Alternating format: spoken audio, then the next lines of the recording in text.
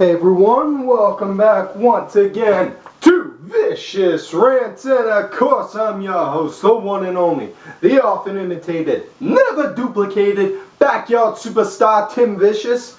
And with this one, gonna be doing a recap on Raw.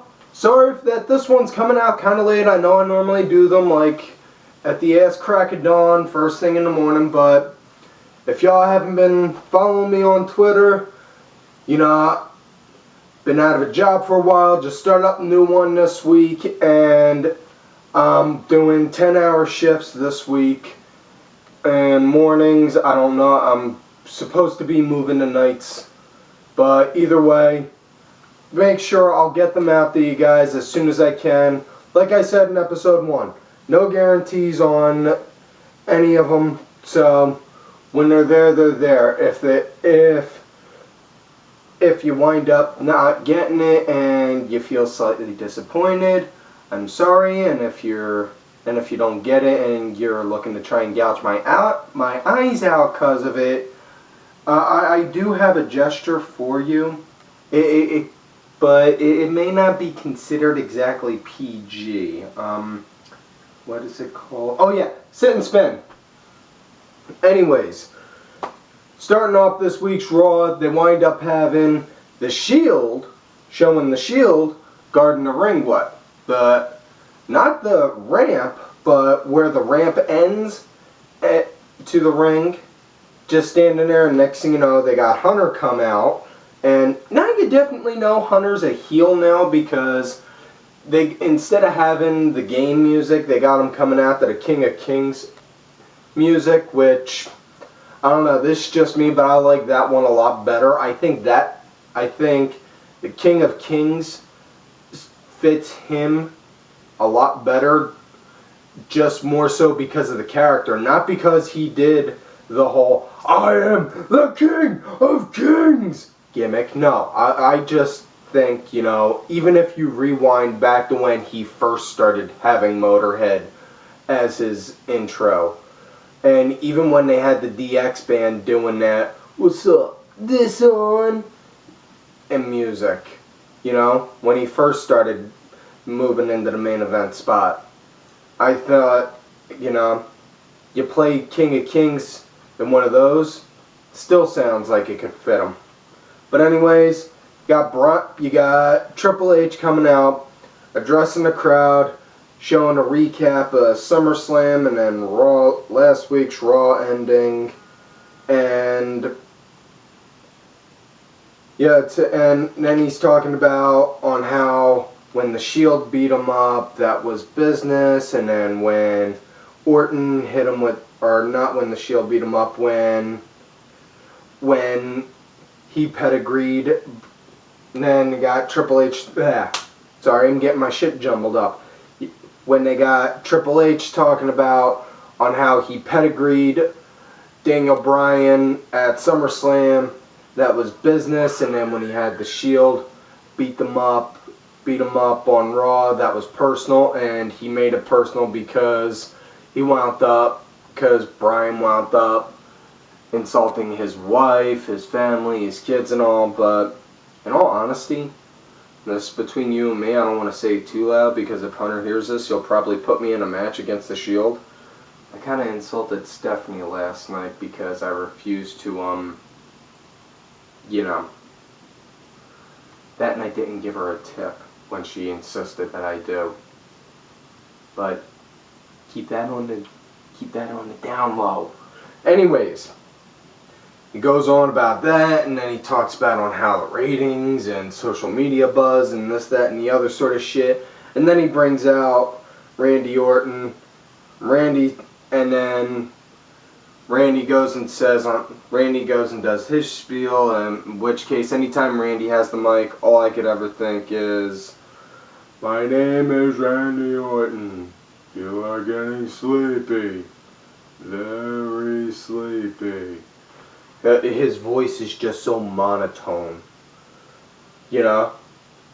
You could have him read the most action-packed story on the face of the earth, and I guarantee people will still fall asleep to it. But anyways,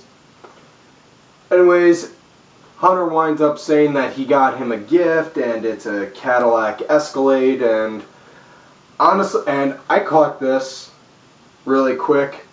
That is not a real that was not really his. He did not buy that because, and here's the thing, here's on how I know. One, they were in Arizona, and two, this will explain why I said number one, the license plate on it was Pennsylvania. Know why I know the license plate was Pennsylvania? Because I fucking live in Pennsylvania. That was not Arizona. I've seen license plates for all 50 states and all the U.S. territories except for Guam. I'm still looking for that one. Yeah, other than that, I've seen every state seen every plate for all 50 states. Seen them plenty of times through the years. You know, anywhere I've seen them. You know, I can tell you right now, that was Pennsylvania. But anyways, Brian comes out and then says, "Wow, that's a pretty car, but you deserve it because you're a pretty boy," and winds up calling him Twinkle Toes Orton, in which case Twinkle Toes Orton's either going to wind up being the next Flintstones character in that Flintstones movie that Vince McMahon's making, or it's going to wind up being a new character on a t-shirt someone like Turnbuckle Teaser someone's going to make. Either way, it should be funny to see. Excuse me. He starts talking about on how that car's better than his Honda. I can't remember what one he said he had, but I know he said he had a Honda. But then he talks about on how he's going to win at Night of Champions. You know, your atypical build-up promo. And then it ends with Brian getting the last word in and having the crowd rally up behind him, doing the yes chants. And personally, and this is just me, I kind of feel like we're seeing the rebirth of like the Rock versus Stone Cold feud, you know, and we're kind of seeing something like that, but in a more PG aspect. Or not Rock and Stone Cold, should say, like Rock and Mankind, because Mick, for all intents and purposes, was the epitome of underdogs, given the character he had, given, and, you know, his body figure, which isn't a knock on him because I have no room to talk. I am nowhere near built like a monster. But Mick had the cards stacked against him because he had everything that Vince never looks for in a prototype for a champ, and yet he wound up winning the title. But don't go changing the channel now because I said he did that. Wait until after I'm done the show and then go ahead, change the channel. But I feel like we're seeing the rebirth of that story just in a PG aspect with different characters. And, you know, and now Triple H is, instead of Triple H, it's Double HM, Hunter Hearst McMahon, because pretty soon we're going to see Triple H come out with a hood over his head and then do, "It was me, Brian. It was me, Orton. It was me all along." Doing something like that. And I swear, if he really does do something like that, I will fucking die laughing. But anyways, that was the opening promo. On with the matches. They had Cody Rhodes versus Van Dinglehopper or Van Strudelmaker. Fan Butcher Baker. No, I used that joke. Fan Firestick Poker or something. Van Dingleberry, and had Sandow on commentary talking down on Cody. Match, it was kind of eh. And then right out of nowhere, right in the middle of nowhere, Van Dingleberry's music hits and out comes Miz with Rosa, and even though Rosa got suspended for drinking while on the job, she looked like she was completely smashed already. Apparently she hasn't learned her lesson. She's probably not gonna until she winds up basically wolfing down a whole bottle of Thunderbird.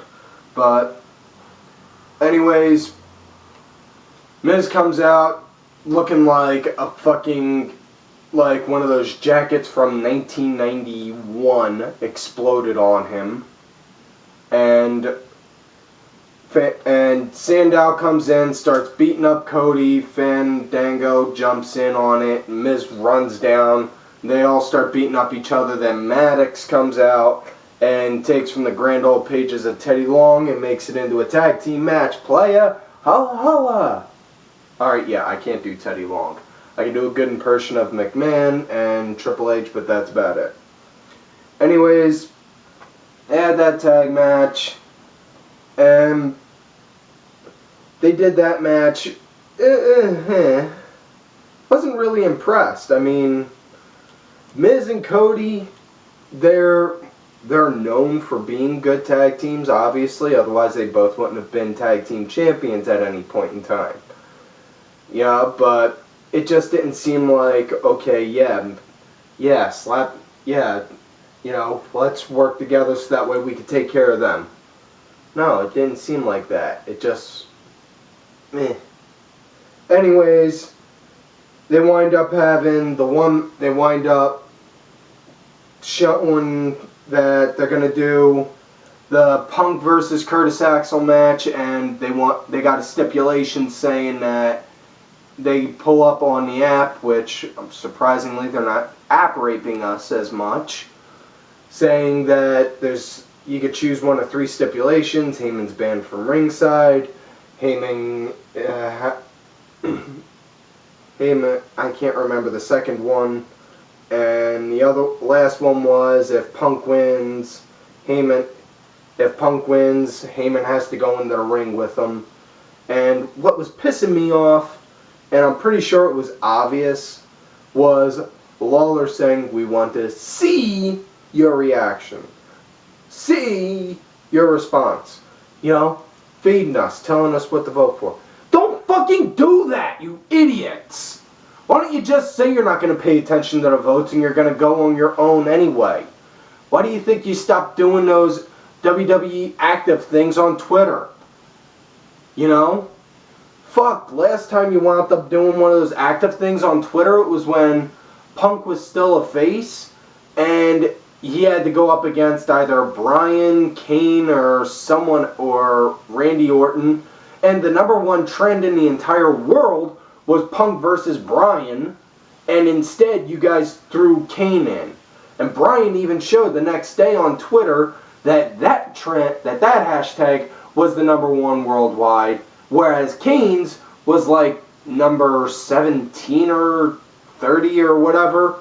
But either way, don't fucking give us the placebo effect, or not even placebo effect, false hope thinking, wow, you guys are gonna give us the sense that we have some say on the show when you're not gonna. It drives me up a wall every time they do that. Anyways, the Punk versus Axel match, it was pretty good. Good spots here, a lot of good spots in my opinion. You know, a lot of, one side, good share of exchange on shots. Punk wound up getting the win though, and then Heyman just had that look of, no, and tried to run into the back. Refs forced him on down. And just as Punk was about to go and get his hands on him, Axel came in, they beat him up, and then Heyman pulled out the handcuffs and cuffed Punk.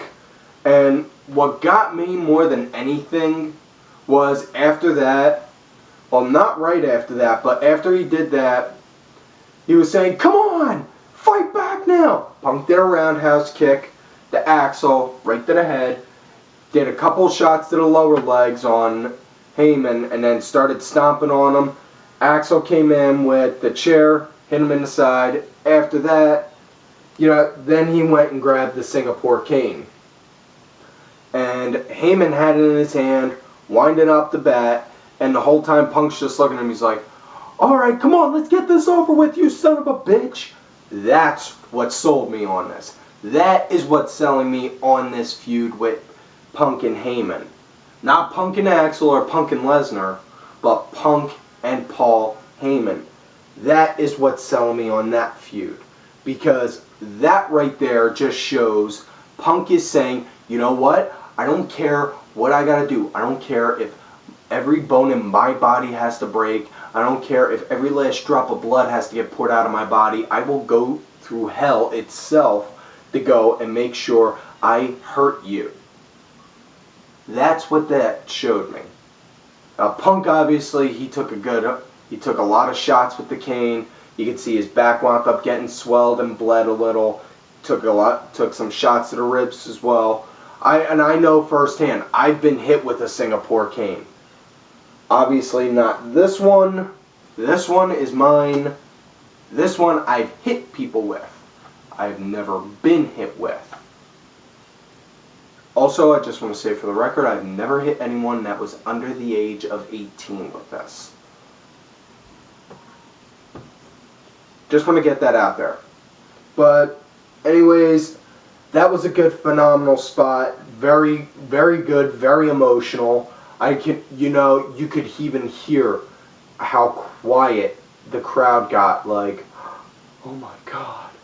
And all that reminded me of when they were doing that was the Singapore cane match Tommy Dreamer and Sandman had in ECW. That's on how Tommy got over. And Punk is already over, obviously, but this now puts him way over, like super over.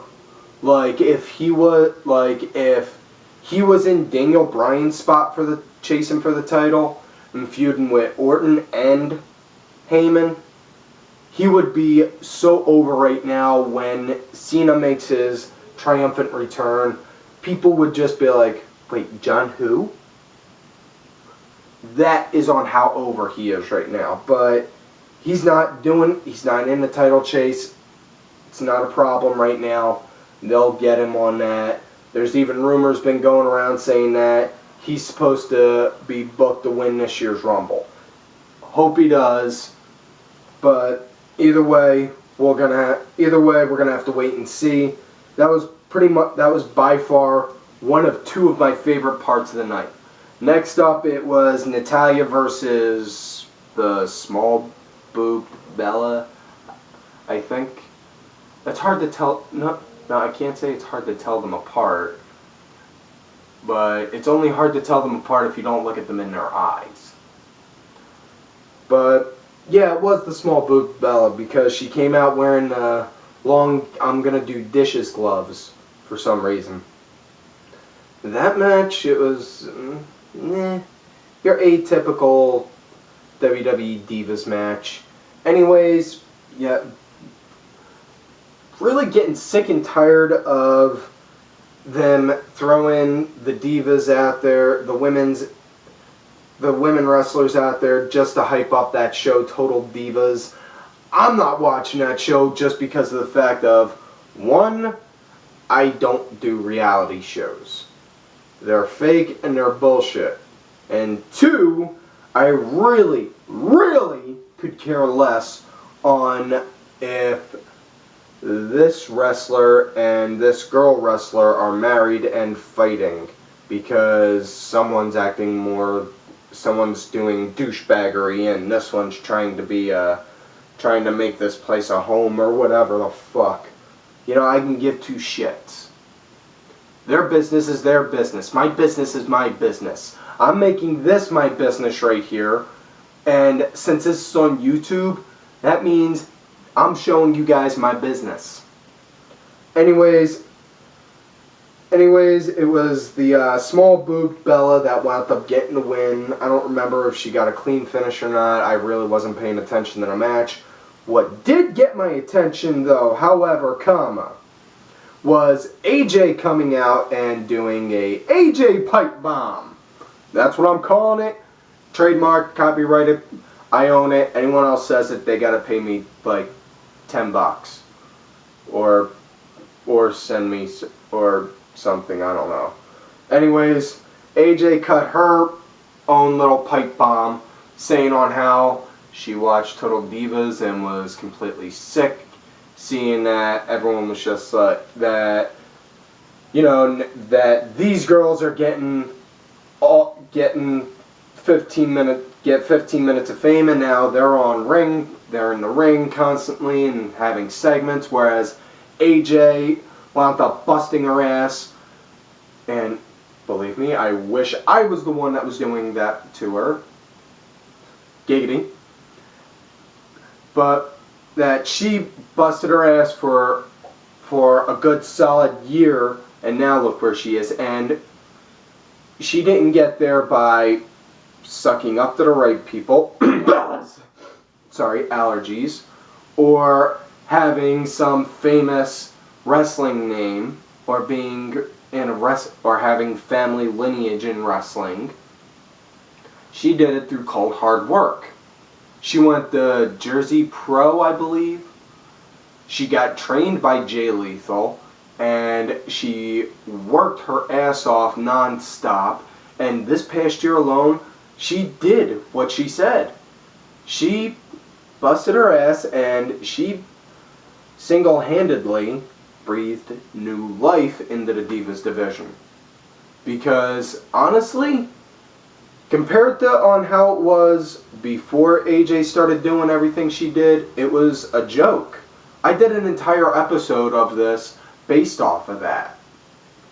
And now, her being the village bicycle, letting everyone get a ride on her, being one thing, making the women's division get noticed and having the one be noticed, and then aside from that, having her be the Raw GM, as weird and unnecessary as it was, it made her get noticed and put into the spotlight.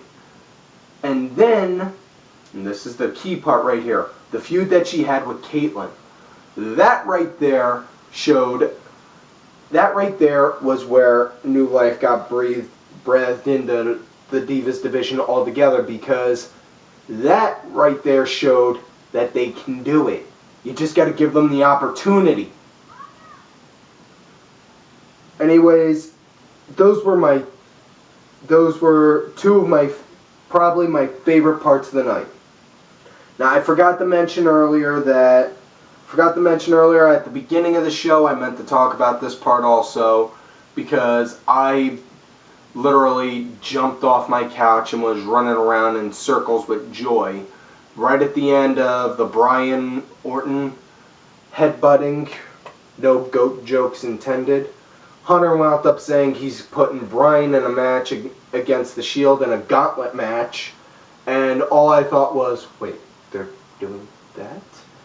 And ran around and jumped for joy, and I thought that was, so actually I was wrong. That's one of 3 of my favorite parts of the show. My brain's a little so bear with me. And if you can't, the normal sit and spin. Okay, anyways, next up, Rob Van Dam versus Del Rio. You already knew what was going to happen, and especially since even before they started having before they had Ricardo coming out saying that he's going to work with Van Dam now, they had that triple threat match with frickin' Christian, Orton, and RVD on SmackDown, and Van Dam saying to Del Rio, even before that, hey, what a good idea. Give a World Heavyweight title shot to Rob Van Dam. You already knew they were going to give him a title shot anyway, just because of that.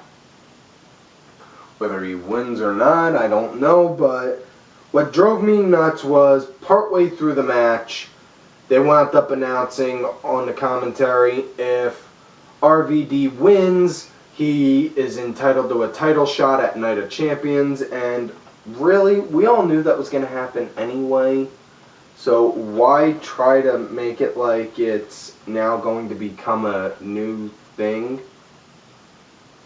And excuse me, if he wins, I will really be happy, but I really don't see Van Dam winning. You know, especially with Ricardo there, because with Ricardo now denouncing Del Rio and pretty much spitting on his name, it's just showing me he's either gonna turn on Van Dam and say, Foolges, or he's gonna try and help RVD and get him either disqualified, or Van Dam's gonna get mad at him and say, dude, no more, please, no, I don't want you around. Anyways, next up they had Christian versus Randy Orton. A couple years back they had them two square at it that entire summer. Like 2 years ago they had them squaring off during the whole summer, which was good. I liked it. But, you know, you've seen them two go at it so many times now, it's lost its hype. You know? And not only that, I'm also mad at the way that they treat Christian. Because, honestly, if they don't have him in a title chase, it pretty much seems like they have him doing nothing but jobbing instead of someone else. And, obviously, Randy caught Christian with the RKO and then won. Woo, yay. Part that got me in that, though, wasn't one of my favorite parts of the night, what got me for that was, after that, the camera just pulls up on Brian. Hey, Randy! Hey, good match. Trust me, I should know. This is coming from a B+ guy. No, he's not. Brian is anything but B+. If anything, Brian is, for all intents and purposes, as far as what wrestlers go, probably the very best wrestler that WWE has on their payroll to date. You know, but anyways, after that, Brian comes out. Brian's on the camera saying, hey, and starts talking, saying, hey. And again, that was a really nice escalade that you got. And then he moves to the side, and what do you see? The Escalade spray painted with yes all over it, and he's holding a can. And he's saying, am I gonna win that Night of Champions? Yes. Yes. Yes. Yes. And then starting up a huge yes chant. And you just see Orton like, ah, my car! Which I thought was kind of funny, because all that reminded me of was Austin pouring cement into McMahon's convertible. Basically, same formula, just different. Basically, same thing, just a different coat of paint. Next thing you know, they come back. They go to commercial. They come back. You got Hunter, Randy, they're over by the car with Brad Maddox, and Hunter talking about, you see this car? I bought that. That's my property. No, it's not. You gave it to Randy as a gift. And Randy, if anything, you shouldn't have accepted that as a gift. You should have told him that you would buy it off him for at least like $5, because gift taxes are a bitch. It's cheaper just to say you bought it off him. But anyways, the title was laying across the hood and said, you see that belt? That's my property too. He's trying to mess with my property. If that title is your property, and I was Randy, if I was right there and I was Randy and you said that about my title, I'd have been pissed. But they're trying to build him up as the corporate champion, so I just think that was the wrong choice of words for right there. Anyways, Hunter winds up saying that he wants everyone in the locker room to go and stand at the apron to watch the match, and no one's allowed to interfere or they're fired.